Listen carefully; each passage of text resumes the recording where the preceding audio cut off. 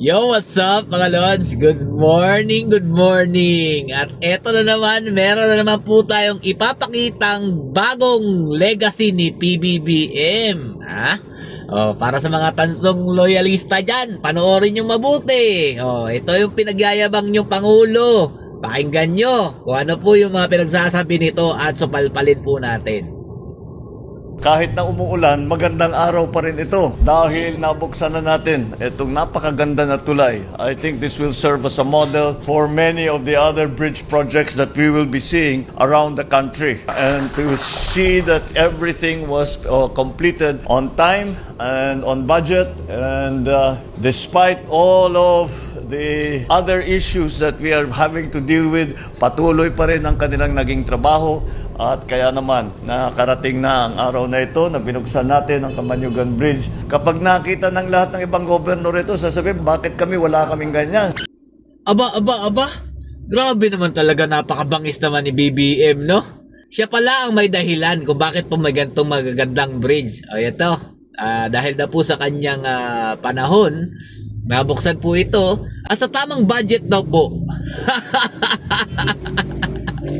Grabe ka naman, PBBM. Lahat na lang inaangkin mo. Ito talagang legasiya mo eh. Pero ang katotohanan dyan, mga idol, sino talaga ang may gawa nitong bridge na ito? Panoorin nyo mabuti para madikdik sa utak itong mga tansong loyalista na wala talagang proyekto. Itong iniidolo nilang Pangulo na si Bongbong Marcos Jr. Yan, namnamin nyo. 2.4 billion pesos at mega iconic bridge na magdudugtong sa eastern at western portion ng Cagayan, pinasinayaan sa Camalaniugan, Cagayan.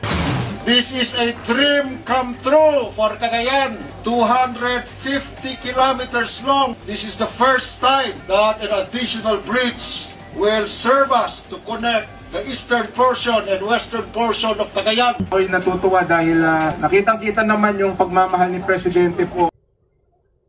So,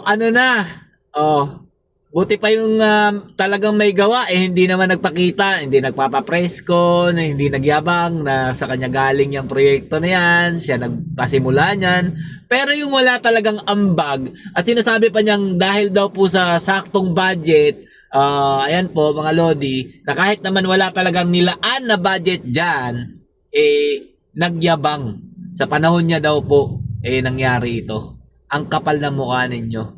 Bahala na po kayo. Kung hanggang ngayon, magpapaloko kayo dito sa taong ito. Basta alam po natin, yung mga budgets po na pinapapasa po nila dyan, ngayon 2026, ang inaugurasyon pa rin yan, mga proyekto pa rin na nabitin nung panahon po ni Tatay Duterte at nagtapos sa panahon niya. Pero ang totoo niyan, may budget na po about dyan.